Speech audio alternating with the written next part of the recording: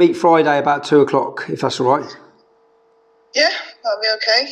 Yeah. And Sarah, with you, I know your house was recently attacked. I have information, quite reliable information, that was Akil, Kasim, Jack. I don't know if you've heard any of those names as being involved, but yeah, I have actually. I know you're on about. Yeah. So that's quite interesting. So let's see what West Mercia Police will say about that one, eh? Yeah, well, I'll go through it all with you. I'll see you on Friday then. Thank you. All right. Thank you. Bye-bye. Bye.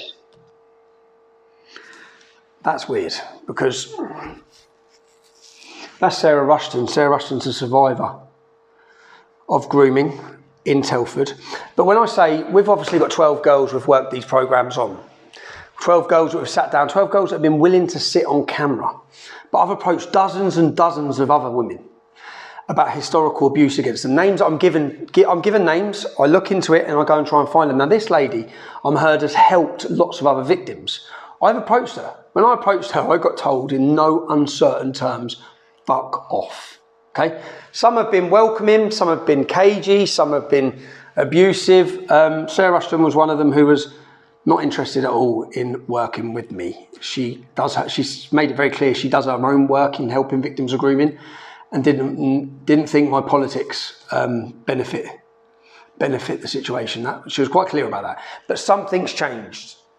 Something's changed. For her to now, I've left my phone number with all of them. She's now contacted me, wants to meet up. We'll see her Friday and find out what's going on. And find out what's changed the tunes. I'm aware that her house has been smashed to pieces recently. So it's probably that. We'll speak to her Friday. Since I put out my promo for my first episode, there were 7 or 8 fire bombings, multiple houses attacked. It's one of those attacks that's brought us together. Yeah, unfortunately, yeah. Can you tell me what happened? So basically, after you put your promo out, I was standing in my bedroom window looking down at my son. He was in the car and a black Audi pulls into our driveway. KP12 NUH was the reg. It was a black Audi A4 and I'd just seen Asian driver with a beard. He took a look at the car, which my son was in, and then he looked up at the window, seen me, and that's it, he's backed off. Part of me was thinking, what the hell? And then other parts of me is thinking it could have been a delivery driver, he's got the wrong address, whatever. So my partner had taken the dog for a walk at the time, so I just rung him and said, like, you know, what had happened, this car had pulled up. And then I thought nothing of it, to be honest with you. Nothing, you know, it didn't come back, just left it. Later on that day, me and my son goes out, we go shopping, coming back from Wellington and driving up the road where we live. As I pass this car, I clock the car as he clocks me, and he put the brakes on straight away, so I knew that he was trying to stop, to turn around. So rather than turn into my junction, I span the car back round so that I'd be following him. And at that point, he just span his car around, he come flying back up the road. And as we were virtually front on, he just swerved the car, and I don't know how, my lad, 15 at the time, he just grabbed the wheel off me. And we flew past, and then he put his brakes on again, so I just put my foot down, got stuck. There was a black Golf, and I don't know whether it was trying to hold me back or whether it was just me being paranoid at this time, but I was going to turn left at this point. He stopped me from doing that, pulled off very, very slowly, and then he took the left, so I just belted it, went down through Hadley, down a one-way street, trying to just get back to the house. Gets back to the house. Obviously we had to ring the police at this point. They've come out, said that it's not much of a risk, so we couldn't have any security or anything put in at this point. So at that point they just put a firebox so that nobody could send anything. So a car has essentially come to your house and it's tried to ram you off the road? Yeah. And you just read out the registration plate? I'll never forget that. You'll never forget the registration plate? No. You gave the police the registration plate? Straight away, yeah. And what have they done? They said that they put it onto the AMPR and they'd done door-to-door inquiries down the road that it happened, looking for CCTV. But would you believe that they've got the car pulling up outside my house, they've got the car driving down the road when he rammed me, and they've got him driving back up the road, but the only part that they're missing is the point where he actually tried to ram me off the road. What they're saying is it's got multiple people on the insurance, so they can't prove. Have they made an arrest? Have they been and spoke to anyone? No. No. They haven't even spoke to anyone? Because they can't prove the driver. Okay, and I've got that registration plate, so I'm going to have a look at who owns that car, yeah? Myself. That was one day. What happened then after that? So we've had it investigated, and that car was owned at the time by Nasser Hussein. Nasser is also known as Harry. Now let's have a look at the family tree from our episode 2, where we looked at Munchie as the main target for the main alleged rapist. Who's Harry? Harry is Munchie's brother. You can see how intertwined and connected all of these incidents and families are. It was about 2 weeks later. It was 12:20 of a night time. I'd literally just fallen asleep, and then there was all this commotion. I could just hear banging and smashing, and I didn't know where it was coming from. I opened my bedroom door. My son's coming towards me saying, "Mom, what the hell, what the hell?" And I could hear a beeping, but the indicators of the car were flashing through the curtains, and straight away I thought it was fire.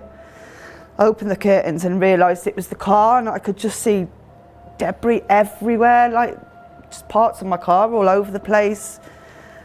At that point I couldn't go out. My partner was on the phone to the police. Luckily, because of them ramming us, trying to attempt to run us off the road, they put the gas warning on the property. So when we rang through on that night where they smashed the house up, it literally took 4.5 minutes to attend the property. And the whole street was swarmed with police. The sergeant come down and he had them knock on everybody's door in the area, basically trying to get the CCTV. Now, have they got, so I believe, how many men turned up at the house? 3, there was 3. Were they armed? Were they? Yeah, they had an axe, an hammer, baseball bat. You can tell. What did they smash up? They wrote my car off. Wrote your car off? It's gone to the salvages now, it's gone. My front door, the glass in my front door, my window, glass gone out of that completely. Luckily, my neighbour heard it and she screamed at him. And as soon as they heard her scream, that's it, they ran. Have any men been arrested for that? No. Why would Asian men, Pakistani men within Telford, why would they be targeting your house or yourself since I put my film out? Why do you think? I guess it's guesswork for them. They're trying, any survivor, which I am a survivor. So you're a survivor of? Sexual abuse when I was 13. You're 14 years old, you're pregnant, you're living with a 42-year-old Pakistani male. What was the situation with your mum and dad at this point? Like, were you missing My mum and from dad home? split up, yeah, I ran away. So you were missing, so you'd run away from home at 14.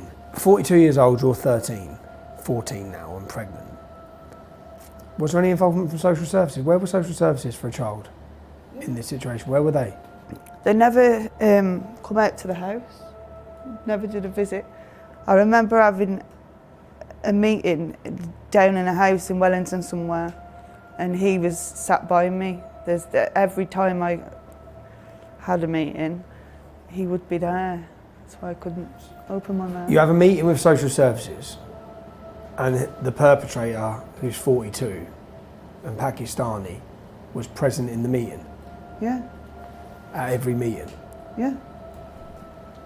And I'm sure he was registered as my foster dad. Just you two?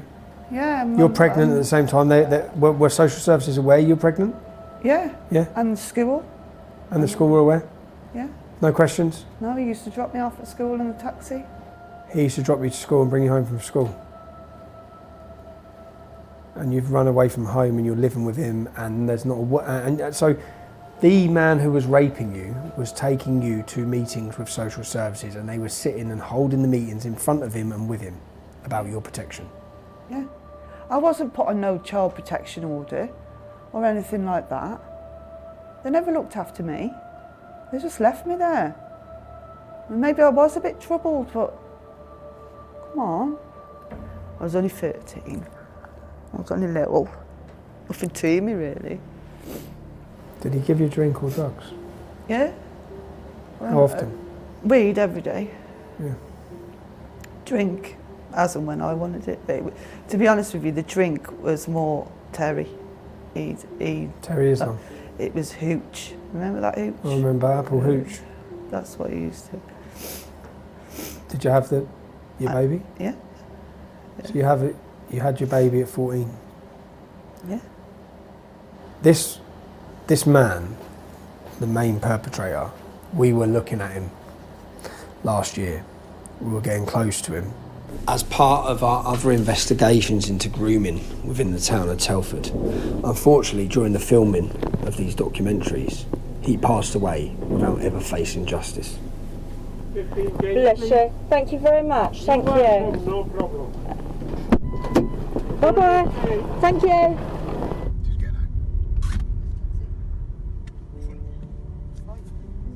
Well, I had the police come out of the blue to my house and say that another victim had come forward and that they'd been told to come and see me by this victim so that I could back up what she was saying.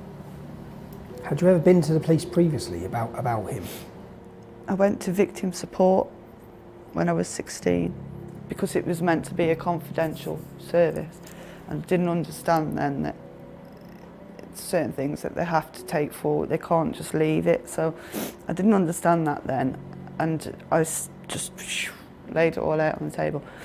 And she said, just give me 2 minutes and I'll be back with you. And she come back in about 10 minutes later with 2 CID officers. So she'd rung the police. And how come no action was taken against him? Because I was too scared to go to court. Scared? Yeah. When you've gone missing, you're living with an older Pakistani man. Was your mum going to the police? Did she go to the police? Yeah, my mum and my dad. But they said to my mum that it's better to know where I was, and they didn't want to rock the boat and have me run again. That's what the police said to your mum? Yeah, and that I was settled. And my dad, it sent my dad a bit, he was constantly on the phone, and he spoke to a sergeant and he said to him, your daughter's not the first victim and she won't be the last. I can tell you now, he's fathered several children with children. I'm still there. But they didn't do anything? Nope, because nobody had come forward. You were still living with him? Well, there's proof there. What? He's, so we were getting close to him, we were looking at him, and then... He's dead. He's dead now. He's dead. He died. Told me I was a filthy gory, something like that. Do you know what that means? You're aware now of what that means? What is it? A whore? A white trash, white slag. Yeah, well. So it seems that your perpetrator took you as his property, as his singly. They said that I was damaged goods when I got pregnant, so they couldn't use me anymore. Once you were pregnant. Which they couldn't, could they? If I was pregnant, they couldn't sell me up and down the country, could they? With a bum. What I know recently you've took part in it. There's an independent inquiry in Telford that's happening now. Waste of time. What makes you say that? One, it's funded by Telford and Wrekin Council, and I can't trust them. How can I trust anyone? You know, 1996, 97 was my case when it was live. And you've got head of children's services is grey and bold. That, you know, that really puts... Do you feel safe to name people? No. Have you ever felt safe? No. When was the last time you felt safe? When I was sat on my nan's lap when I was a kid and she was rocking me.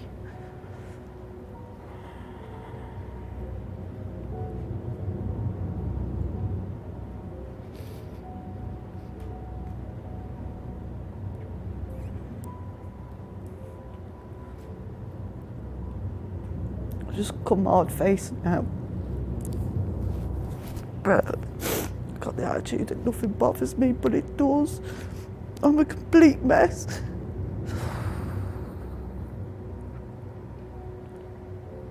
I've not had counselling. I just got on with it. My way of getting my justice was to move forward, and I just threw myself into education, did whatever courses I could, raised my son the best I could. And I've messed up along the way, loads. I haven't meant to. I just feel a bit lost and angry because I never knew this was going on. I thought I was the only person back then. And it sickens me.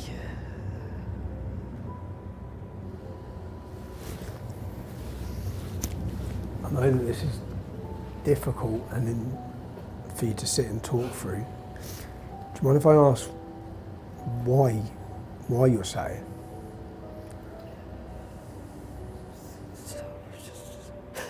Why shouldn't I have a voice? Why has my voice always been lost? Why can't I sit here and stand up for myself without feeling scared of the repercussions all the time? I haven't done nothing wrong. I've never done anything wrong. I've tried my best. All through my life I've tried my best.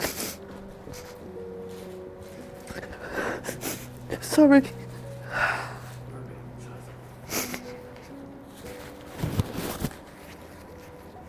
And then you got them walking around the streets still.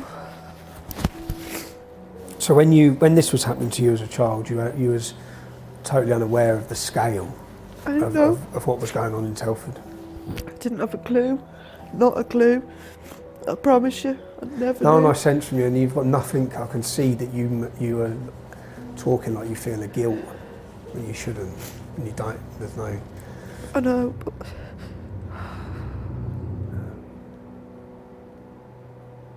I don't understand what I chose to do, go and live with him and everything, but I felt at that time I got nothing, I got nowhere, I didn't care about myself. I chopped all my hair off, burnt all my school stuff, my books. I just took a bitch fit, I guess. I didn't want to be me anymore. I don't want to be me now. Do you realise now that this was all that? Do you realise now that that's all the reaction of a cycle of abuse of a child?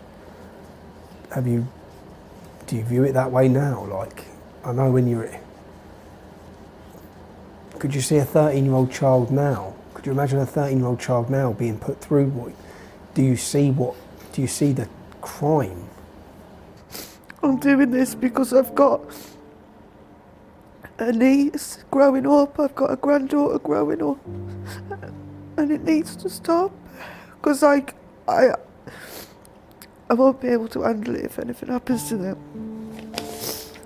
Do you mind if I ask you about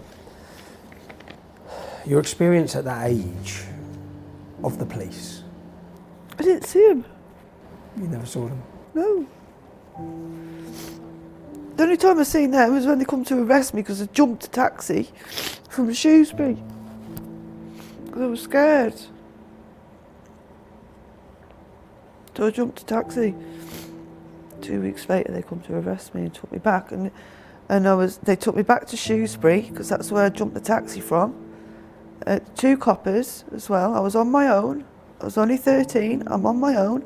They took me all the way back to Shrewsbury, to the cop shop.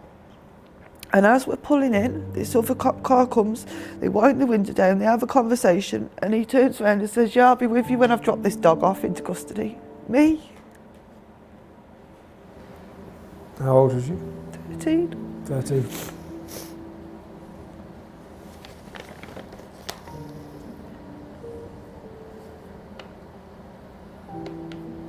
You're still living in Telford? Yeah. Are you aware of any abuse that's still currently happening? Is this problem current or is it historic? Current. It's current. Yeah. Yeah. I understand that you speak now with lots of other children and women who are survivors or victims at the time. Uh-huh. You've spent years now. Yeah. And I chose to do that because I'm one of them too, and I can feel, I know their pain and their fear. And I know that I feel that if there was something like what we have out there back then I wouldn't have felt so alone in the world. You know, I felt there was no support, there was no one to turn to. And that's sad, because everybody needs somewhere to go. Do you know what my dream would be? And if I won the lottery, or if I come into any substantial amount of money, and I promise you this on my life, the first thing that I would look into was buying a retreat so that these victims have got somewhere to go, even, you know, if it's for a night, or where they can get an education, proper counselling. That is the first thing I would do, because there's nothing. And that we need that. There's nothing. And why? The council, the police, everyone's now aware that you were a victim. You know, when I disclosed at 16, they put a file in Mallinsgate Police Station with Chowdhury on it. When Chalice come about, not one word off him. They didn't come and see you? Not one word. So when Operation Chalice came out, which was to look at the historic and go through the files, you have a file that shows you were impregnated at 14, you were living with a 42-year-old Pakistani man, and they didn't come and see you? No. You've never heard a word from Operation Chalice? No. Not a word. So how many other girls like you do you think there are in Telford? Because I've seen your top police officer attempt to dispute the figures of victims. But do you think we're aware of all the victims? Do you think the police are aware of all the victims? No. This is massive. This is huge. And there's so many that are too scared to come forward or ask for support because they don't feel like there's anybody there. Have you had any counselling? No. Where are you with trust? Ain't got none. Who do you trust? No one. Ahmed Nawaz? He's Becky Watson's killer. And Becky's in the ground, 13-year-old child. Sarah.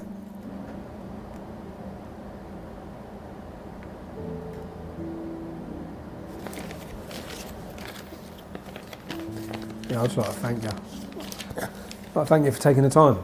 And No worries. yeah, man.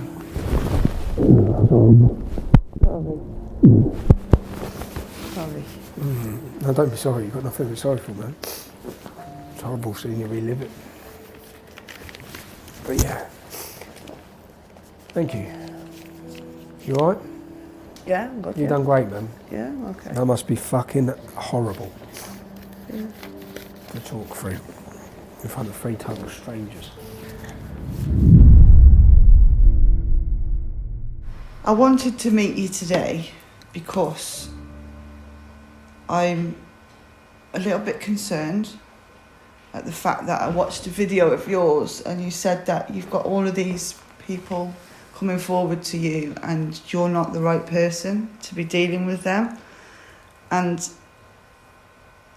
knowing what it's like to be in that place where you think that there's no one and no support or whatever is a really dark place to be. And I am in the process now. I've worked with victims and survivors now for a good few years. I've done my own research. The fact that, as I've said, I'm not the right person for this. Yeah, I'm not a counsellor. I am not the right person, but I have had some people contacting me. And if you're a survivor, so you'll understand fully. Which is why now I've set up my own organisation now, and that's called SAVE. It's going to be a survivor-led organisation because there's a lot of survivors out there, and our purpose will be to rebuild that victim's life, not take them back to the trauma, look forward instead of back. And I know that that's going to take a lot of hard work because I've already been doing that. I'm hoping that this is what you're saying. So when girls come forward to me, there's a way I can direct them. Yeah, absolutely.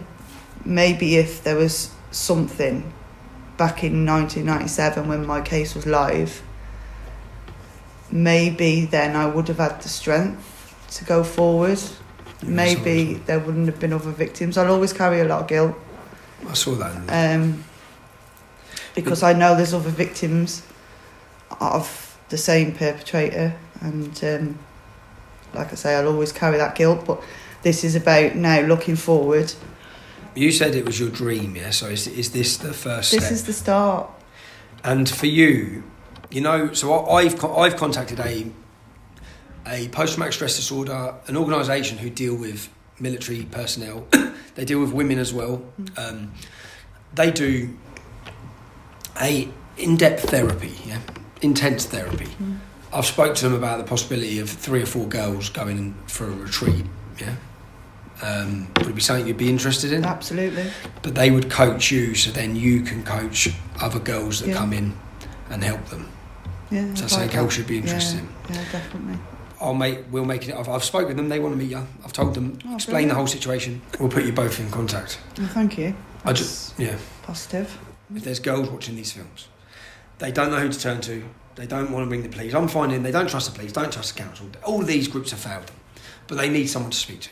How are they going to speak to you? At the minute, I'm going to do like a Facebook group just to get the name out there, basically. I'm going to have cards made up and some flyers, so at your next protest, maybe I can hand some out if you want. We do have, every time we put something out, more people come forward. Yeah. As I said, I'm snowed under. I don't have the team to do it. Yeah. I do not have the team to do it. Okay, well, Sarah, you're going to face a backlash. Yeah, absolutely. As is each one of the survivors in this. You are a survivor. I wish you every luck. And we've ended our meeting better than the first time we started. I'm sorry about that, Tommy. Don't be. I get it. I am sorry, but I get it. This means a lot to me. No, I get it. And as I said, you're totally right as well. It should be non-political. It should be non-this. It should just. And I'm the wrong person to be involved in that. This is like people's lives. Yeah. I know. Forever. Come back to me when you've got your website. Come back to me when you've got any information, and I'll make sure that the people watching our videos are aware of who they can contact and how they can contact you. Yeah, nice one. Cool. Thank you. Thank you. Cheers. Right, so I'm here. It's quite a big day for me today. I'm here because I support the survivors, and with Tommy doing a documentary, I need there to be a place where them survivors can go for support. So today I'm meeting with 2 people from a mental health charity, and they specialise in non-trauma therapy, which I think is the best way forward for these survivors. The last thing you want is to take them back to that trauma. This is about rebuilding their lives and not taking them backwards.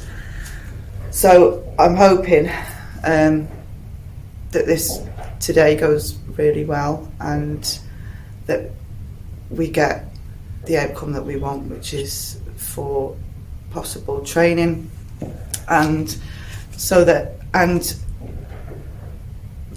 maybe I will have the therapy, try it out, and then maybe then I will be able to then pass that therapy on to the people that I work with. SAVE is a survivors-led organisation, so I'd like all of the ladies who are involved to do this therapy as well, and for them to be able to deliver it as well as use it themselves. So hi Sarah, I'm Vicky, my partner Mick. Yeah, I'm Mick. Nice to meet you. Nice to meet you, yeah. So Sarah, do you have any questions? I have, yeah, I've just wrote a few down. Well, I think that's probably the best way to start, really. What I really need to know is what it involves, what the therapy involves. I'm quite interested in the non-trauma therapy, because I think for the survivors that's the best way forward for them, because I'd never want to take them back to that trauma.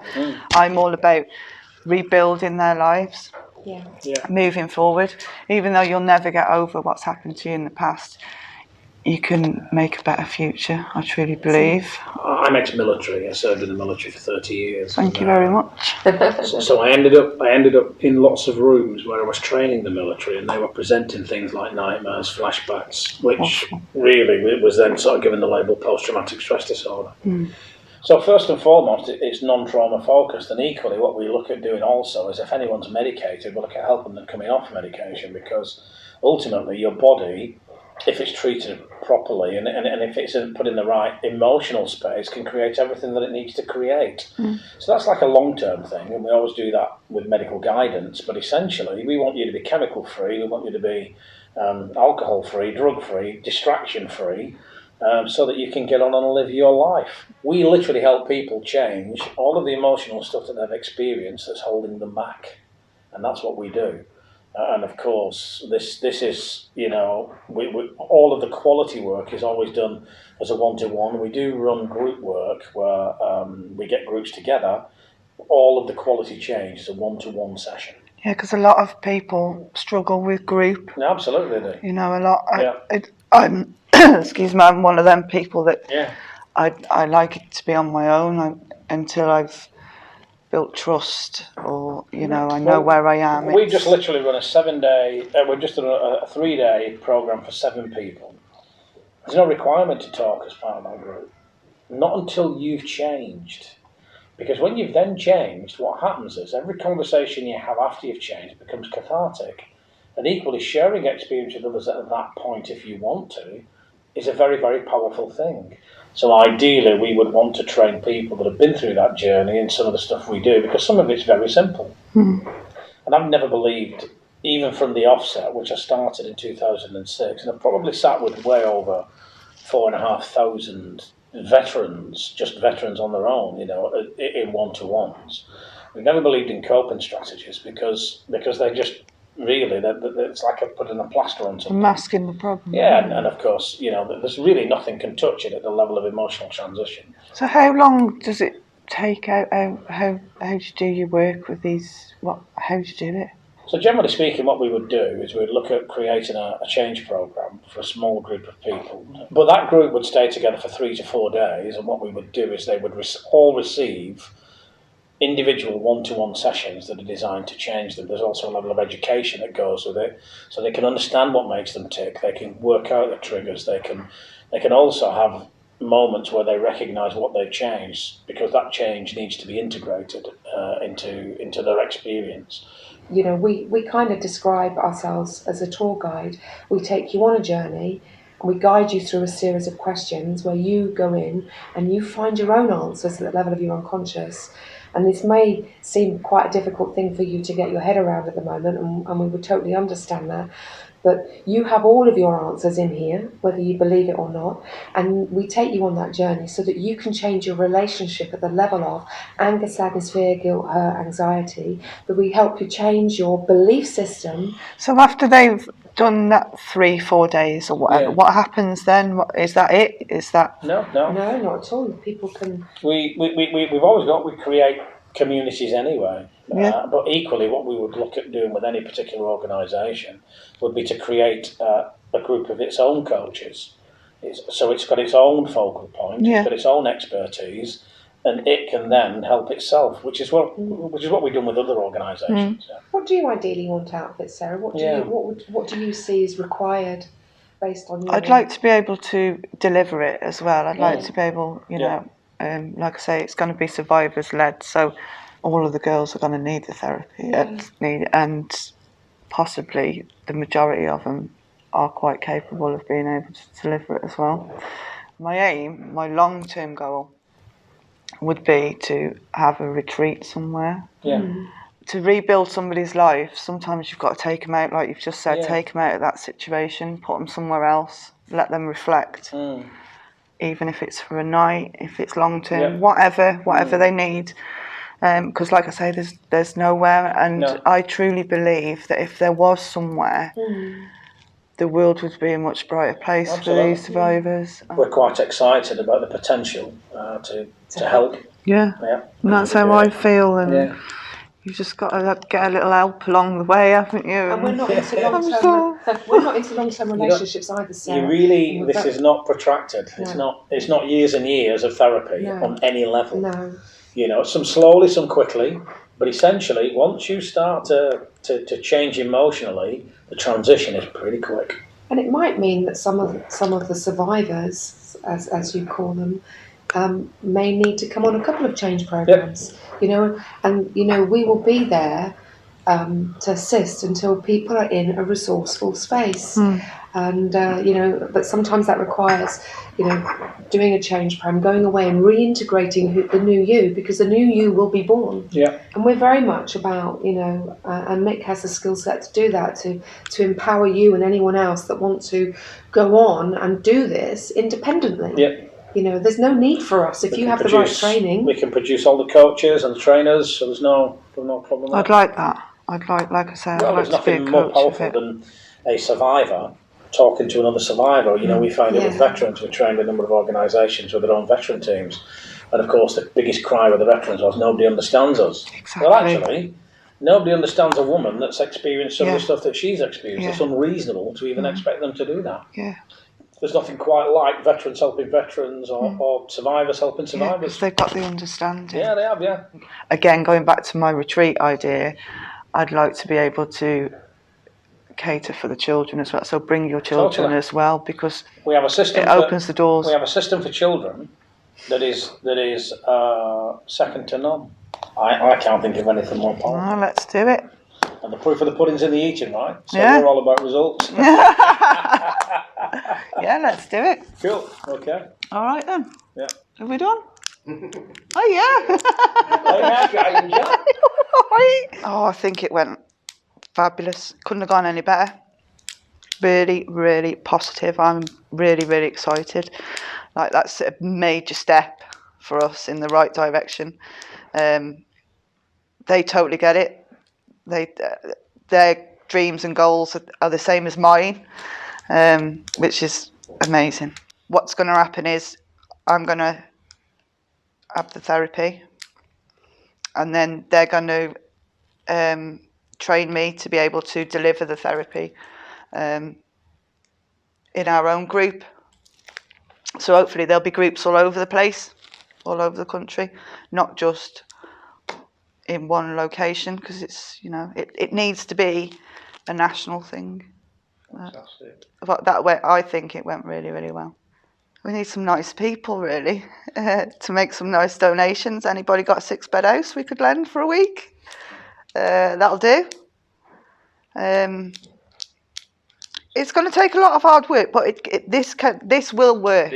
This is the way forward, and today that's the major step in the right direction. Fantastic. To where we want to be. Just catching up on how the meeting went with Sarah and the mental health organisation, and it looks very positive. One point, when I was watching Sarah at the end, she says, "We need some nice people, really, to make some nice donations. Anybody got a 6-bed house we could lend for a week? That'll do." It's a location for a retreat for the girls, and I know the perfect location. I actually hired the venue years ago for filming, and it's perfect for this. So I'm going to contact the owner and see if there's a chance that maybe the girls can use it. And I just know for what it is, for where it is, for the location, for everything, it's perfect for them. So let's see if we can put that into action. Yeah, we're just approaching. How do you feel about this place? Excited. Look at it, it's lovely. I'm just hoping that this is the start of my dream that I've always wanted. Because it's needed more than anything right about now. Oh my god.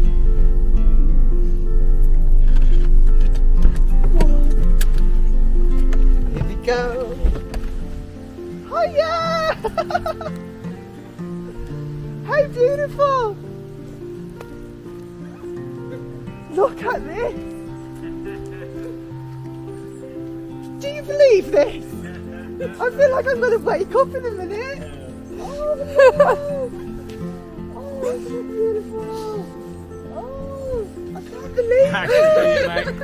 How you diddling? Oh, I'm so You okay? excited. Don't ask, you don't get, and look, come on. Yeah, sure. There's a fire pit here. Yeah, the fire pit and the Barbie. Oh. Yay! Box here. Got a nice living space here. Whoa, where we go? She's still in the living room, Michael. Yeah. Oh, there she is. Amazing! So how many does that sleep? 1, 2? It sleeps. It's 6, isn't it? 6, and then obviously that room there Yeah. as well. And what a lovely setting, yeah? Yeah. It's a lovely setting. When it comes to training, will we do it in there and then?